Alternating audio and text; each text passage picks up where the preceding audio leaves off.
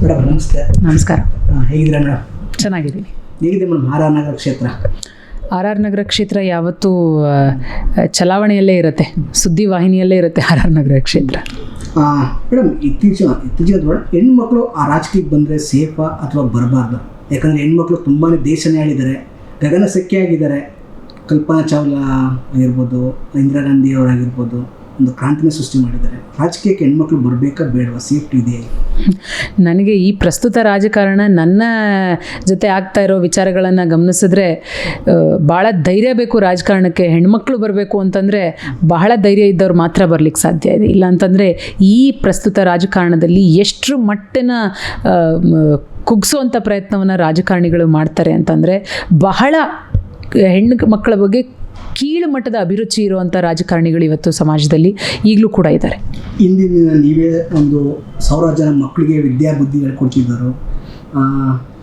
ಎಲ್ಲೋ ಅದೊಂದು ನಿಮಗಿದು plus point ಆಯಿತಾ minus point ಆಯಿತಾ? ಇದು ಇಲ್ಲ, ನಾನು ವಿದ್ಯೆಯನ್ನು ಹೇಳ್ಕೊಡ್ಬೇಕಾದ್ರೆ ನನಗನ್ನಿಸ್ತಾ ಇದ್ದಿದ್ದು ನಾವು ಶ್ರೇಷ್ಠವಾದ ಕೆಲಸವನ್ನು ಮಾಡ್ತಾಯಿದ್ದೀವಿ ಅಂತ ಅನ್ನಿಸ್ತಾ ಇತ್ತು. ರಾಜಕಾರಣಕ್ಕೆ ಬಂದಾಗ ಇಲ್ಲಿ ಎಷ್ಟು ಜನಕ್ಕೆ ಸಾಧ್ಯನೋ ಅಷ್ಟು ಜನಕ್ಕೆ ಸ್ಪಂದಿಸಬಹುದು, ಸಮಸ್ಯೆಗಳಿಗೆ ಪರಿಹಾರ ಮಾಡುವಂಥ ಒಂದು ಕೆಲಸವನ್ನು ಕೂಡ ಮಾಡಬಹುದು ಅನ್ನೋ ಒಂದು ಉದ್ದೇಶ. ಅಲ್ಲೂ ಕೂಡ ನಾವು ಮಾಡ್ತಾ ಇದ್ದಿದ್ದು ಅದನ್ನೇ, ಇಲ್ಲೂ ರಾಜಕಾರಣದಲ್ಲೂ ಕೂಡ ಮಾಡ್ತಾ ಇರುವಂಥದ್ದು ಅದನ್ನೇ. ಈ ಎಲ್ಲ ಬೆಳವಣಿಗೆಗಳನ್ನ ನೋಡ್ತಾ ಇರಬೇಕಾದ್ರೆ ನನಗೆ ಅನ್ಸೋದು ಒಂದೇ, ನಿಮ್ಮ ಉದ್ದೇಶ ಒಳ್ಳೇದು ಮಾಡಬೇಕು ಅಂತ ಇದ್ದರೆ ನೀವು ಏನೇ ಕೆಲಸ ಮಾಡಿದ್ರು ಅದು ಅಲ್ಲಿ ಒಳ್ಳೇದೇ ಮಾಡ್ತಿರ್ತೀರ.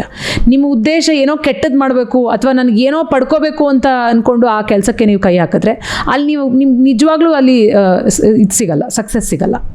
ಯಾಕಂದರೆ ಮೇಡಮ್, ನಿಮಗೆ ಹಣ ಇದೆ, ಜೀವನ ಚೆನ್ನಾಗಿದೆ, ನೆಮ್ಮದಿಯಾಗಿದ್ದೀರಾ, ಚೆನ್ನಾಗಿದ್ದೀರಾ, ರಾಜಕೀಯ ಬರಬೇಕು ಅನ್ನೋದು ಇಂಟೆನ್ಷನ್ ಇಲ್ಲ ಅಂತ ಎಲ್ಲೋ ಒಂದು ಕಡೆ ಕೇಳಿದ್ದೆ ನಾನು. ರಾಜಕೀಯ ಬಂದಮೇಲೂ ಎಲ್ಲೋ ಒಂದು ಹೆಣ್ಮಗಳು ಯಾಕೆ ಮೇಡಮ್ ಇದು? ನಾನು ರಾಜಕಾರಣಕ್ಕೆ ಬರಬೇಕು ಅಂತ ಯಾವತ್ತೂ ಅಂದ್ಕೊಂಡಿರಲಿಲ್ಲ. ನನ್ನ ಕನಸಲ್ಲೂ ನಾನು ರಾಜಕಾರಣಿ ಆಗಬೇಕು ಅಂತ ಅಂದ್ಕೊಂಡಿರಲಿಲ್ಲ. ನಾನು ರಾಜಕಾರಣಕ್ಕೆ ಬಂದಿದ್ದು ಆಕಸ್ಮಿಕವಾಗಿ ಬಂದಿದ್ದು, ಅವಕಾಶ ಸಿಕ್ತು ಅಂತ ಹೇಳಿ ಬಂದಿದ್ದು. ರಾಜಕಾರಣಕ್ಕೆ ಬಂದಿರೋ ಉದ್ದೇಶ ಒಳ್ಳೆ ಕೆಲಸಗಳನ್ನು ಮಾಡಬೇಕು, ಜನಗಳಿಗೆ ಸ್ಪಂದಿಸಬೇಕು, ಸಮಸ್ಯೆಗಳಿಗೆ ಸ್ಪಂದಿಸಬೇಕು, ಕೈಲಾದಷ್ಟು ಸಹಾಯ ಮಾಡಬೇಕು ಅನ್ನೋ ಉದ್ದೇಶದಿಂದ ರಾಜಕಾರಣಕ್ಕೆ ಬಂದಿದ್ದು. ಆದರೆ ಇವತ್ತು ಎಲ್ಲೋ ಒಂದು ಕಡೆ ಈ ಹೆಣ್ಣಿಗೋಸ್ಕರ ಹೆಣ್ಣನ್ನು ಇಟ್ಕೊಂಡು ಪ್ರಚಾರ ಮಾಡ್ತೀರಾ, ಹೆಣ್ಣನ್ನು ಇಟ್ಕೊಂಡು ಇದು ಮಾಡ್ತೀರಾ ಅಂತ ಹೇಳಿ ಹೆಣ್ಣು ಅಂತ ಅಷ್ಟು ಕೀಳು ಮಟ್ಟದಲ್ಲಿ ಮಾತಾಡ್ತಾ ಇರುವಂಥ ಒಬ್ಬ ಶಾಸಕನನ್ನು ಗಮನಿಸಿದ್ರೆ ನನಗನ್ಸೋಂಥದ್ದು, ಇಷ್ಟೊಂದು ತಾತ್ಸಾರ ಹೆಣ್ಣುಮಕ್ಕಳ ಬಗ್ಗೆ ಯಾಕೆ? ಹೆಣ್ಣುಮಕ್ಕಳು ಬರೀ 4 ಗೋಡೆಗೆ ಸೀಮಿತವಾಗಿದ್ದರೆ ನಿಮಗೆ ಖುಷಿನಾ? ಹೆಣ್ಣುಮಕ್ಳು ಇಲ್ಲದೆ ಇರುವಂಥ ಸಮಾಜದಲ್ಲಿ ನೀವು ಬದುಕಕ್ಕೆ ಸಾಧ್ಯ ಇದೆಯಾ? ನಿಮ್ಮ ಮಕ್ಕಳ ಭವಿಷ್ಯವನ್ನು ರೂಪಿಸೋದಕ್ಕೆ ಹೆಣ್ಮಕ್ಳು ಬೇಕು, ನಿಮ್ಮ ಆರೋಗ್ಯವನ್ನು ಕ್ಷೇಮವನ್ನು ನೋಡ್ಕೊಳ್ಳೋದಕ್ಕೆ ಹೆಣ್ಮಕ್ಳು ಬೇಕು, ಸಮಾಜದಲ್ಲಿ ಸ್ವಾಸ್ಥ್ಯ ಕಾಪಾಡಬೇಕು ಅಂತಂದರೆ ಹೆಣ್ಮಕ್ಳು ಬೇಕು, ಎಲ್ಲದಕ್ಕೂ ಹೆಣ್ಮಕ್ಳು ಬೇಕು. ಆದರೆ ನೀವು ನೋಡೋದು ಮಾತ್ರ ಹೆಣ್ಣನ್ನು ಒಂದು ತಾತ್ಸಾರ, ಒಂದು ತುಚ್ಛವಾಗಿ ನೋಡ್ತೀರಿ. ಅದು ಯಾರು? ರಾಜಕಾರಣದಲ್ಲಿರುವಂಥ ಒಬ್ಬ ಶಾಸಕ, ಜನಗಳಿಂದ ಆಯ್ಕೆ ಆಗಿರುವಂಥ ಒಬ್ಬ ಶಾಸಕ. ಹಾಗಾದರೆ ನೀನೇನಾದರೂ ಆಕಾಶದಿಂದ ಉದುರಿದೀಯಾ? ನೀನು ಕೂಡ ಒಂದು ಹೆಣ್ಣುಮಗಳ ಗರ್ಭದಿಂದನೇ ತಾನೇ ಜನಿಸಿರುವಂಥದ್ದು. ನಿನಗೂ ಕೂಡ 2 ಹೆಣ್ಮಕ್ಳೇ ಹುಟ್ಟಿರೋದು, ನೀನು ಕೂಡ ಮದುವೆ ಆಗಿರೋದು ಒಂದು ಹೆಣ್ಣುಮಗಳನ್ನು, ನಿನಗೂ ಎಷ್ಟೋ ಜನ ಹೆಣ್ಮಕ್ಳು ಓಟನ್ನು ಹಾಕಿದ್ದಾರೆ. ಇಷ್ಟೆಲ್ಲ ಆದರೂ ಕೂಡ ಈ ದೇಶಕ್ಕೋಸ್ಕರ, ಸ್ವಾತಂತ್ರ್ಯಕ್ಕೋಸ್ಕರ 100 ಜನ ಹೆಣ್ಮಕ್ಳು ತಮ್ಮ ಜೀವವನ್ನು ಬಲಿ ಕೊಟ್ಟಿದ್ದಾರೆ. ಎಲ್ಲ ಕ್ಷೇತ್ರಗಳಲ್ಲೂ ಹೆಣ್ಮಕ್ಳು ಸಾಧನೆಯನ್ನು ಮಾಡಿದ್ರು. ನೀವು ಹೇಳಿದ್ರಿ, ಕಲ್ಪನಾ ಚಾವ್ಲಾ ಇರ್ಬೋದು, ಸುನೀತಾ ವಿಲಿಯಮ್ಸ್ ಇರ್ಬೋದು. ರಾಜಕಾರಣದಲ್ಲಿ ಇಂದಿರಾ ಗಾಂಧಿ ಅಂತವ್ರು 2 ಬಾರಿ ದೇಶವನ್ನು ಆಳಿದ್ದಾರೆ. ಜಯಲಲಿತಾ ಅವರು ರಾಜ್ಯವನ್ನು ಆಳಿದ್ದಾರೆ. ಮಮತಾ ಬ್ಯಾನರ್ಜಿ ಅವರು ಈಗಲೂ ಕೂಡ ಉತ್ತಮವಾದ ಭಾರವನ್ನು ನಡೆಸ್ತಾ ಇದ್ದಾರೆ. ಸುಷ್ಮಾ ಸ್ವರಾಜ್ ಅವರು ಎಂಥ ರಾಜಕಾರಣಿ, ಶೀಲಾ ದೀಕ್ಷಿತ್ ಅಂತವ್ರು ಎಂಥ ರಾಜಕಾರಣಿ, ಸೋನಿಯಾ ಗಾಂಧಿ ಅವರು ಎಂಥ ರಾಜಕಾರಣಿ. ದೇಶಕ್ಕೋಸ್ಕರ ತಮ್ಮ ಇಡೀ ಜೀವನವನ್ನು ತ್ಯಾಗ ಮಾಡಿ ದೇಶಕ್ಕೋಸ್ಕರ ಮುಡಿಪಾಗಿ ಇಟ್ಟಿರುವಂಥ 100 ಜನ, ಲಕ್ಷಾಂತರ ಜನ ಹೆಣ್ಮಕ್ಳು ಇದ್ದಾರೆ. ಈ ಎಲ್ಲ ಹೆಣ್ಮಕ್ಳನ್ನು ನೀವು ಇದೇ ರೀತಿ ತಾತ್ಸಾರದಿಂದ ನೋಡ್ತೀರಾ? ನೀವು ಹೆಣ್ಣುಮಕ್ಳು ಇಲ್ಲದೆ ಇರುವಂಥ ಸಮಾಜದಲ್ಲಿ ಬದುಕಕ್ಕೆ ಸಾಧ್ಯ ಇದೆಯಾ ನಿಮಗೆ? ನೀವು ಅಂಥ ಸಮಾಜದಲ್ಲಿ ಬದುಕುವಂಥವ್ರು ಯಾಕೆ ಮತ್ತೆ ನೀವು ಅತ್ಯಾಚಾರವನ್ನು ಮಾಡ್ತೀರಿ? ಯಾಕೆ ನೀವು ಅನಾಚಾರಗಳನ್ನು ಮಾಡ್ತೀರಿ? ಯಾಕೆ ಹೆಣ್ಮಕ್ಳನ್ನು ಉಪಯೋಗಿಸ್ಕೊಂಡು ನೀವು ಹೋಗ್ಬಿಟ್ಟು ಯಾರಿಗೋ HIV ಅಂಟಿಸು ಅಂತ ಕಳಿಸ್ತೀರಿ? ಏಡ್ಸ್ ಇಂಜೆಕ್ಷನ್ನ ಚುಚ್ಚಬೇಕು ಅನ್ನೋ ಒಂದು ಕೀಳುಮಟ್ಟದ ಅಭಿರುಚಿಯನ್ನು ಇಟ್ಕೊಂಡಿದ್ದೀರಿ. ಗುತ್ತಿಗೆದಾರರನ್ನ ಮನೆಗೆ ಕರೆಸ್ಬಿಟ್ಟು ಲಂಚ ಕೊಡದೆ ಹೋದರೆ ನಿನ್ನ ಹೆಂಡತಿ ಮಗಳನ್ನು ಮಂಚಕ್ಕೆ ಕಳಿಸು ಅಂತ ಹೇಳುವಂಥ ಕೀಳುಮಟ್ಟದ ಅಭಿರುಚಿಯನ್ನು ಇಟ್ಕೊಂಡಿದ್ದೀರಿ. ಯಾಕೆ ಇಷ್ಟೊಂದು ತಾತ್ಸಾರ ಹೆಣ್ಮಕ್ಳು ಅಂದರೆ, ನಿಮ್ಮ ವಿರುದ್ಧ ಒಬ್ಬ ಹೆಣ್ಣುಮಗಳು ರಾಜಕಾರಣದಲ್ಲಿ ಅಭ್ಯರ್ಥಿಯಾಗಿ ಸ್ಪರ್ಧೆ ಮಾಡಿದ ಒಂದೇ ಕಾರಣಕ್ಕೆ ಇಷ್ಟು ಮಟ್ಟದ ತಾತ್ಸಾರವನ್ನು ಹೆಣ್ಮಕ್ಳ ಬಗ್ಗೆ ಇಟ್ಕೊಂಡಿದ್ದೀರಿ. ಬರೀ ಈಗಿನ ಹೆಣ್ಮಕ್ಳ ಬಗ್ಗೆ ಅವ್ರು ಮಾತಾಡಲ್ಲ, ಬರೀ ನನ್ನ ಬಗ್ಗೆ ಮಾತಾಡಲ್ಲ. ರಾಮಾಯಣ ನಡೆದಿದ್ದು ಹೆಣ್ಣುಮಗಳಿಂದಾನೆ, ಮಹಾಭಾರತ ನಡೆದಿದ್ದು ಹೆಣ್ಣುಮಗಳಿಂದಾನೆ. ರಾಮಾಯಣ ನಡೆದಿದ್ದು ಯಾಕೆ? ರಾಕ್ಷಸ ರಾವಣ ಸೀತಾದೇವಿ ಮೇಲೆ ಮೋಹಪಟ್ಟ ಅಂತ ರಾಮಾಯಣ ನಡೀತು. ಕುರುಕ್ಷೇತ್ರ ನಡೆದಿದ್ದು ಯಾಕೆ? ಕೌರವರೆಲ್ಲರೂ ಸೇರ್ಕೊಂಡು ದ್ರೌಪದಿಯ ವಸ್ತ್ರಾಪಹರಣ ಮಾಡಿದ್ರು ಅಂತ ಹೇಳಿ ಕುರುಕ್ಷೇತ್ರ ನಡೀತು.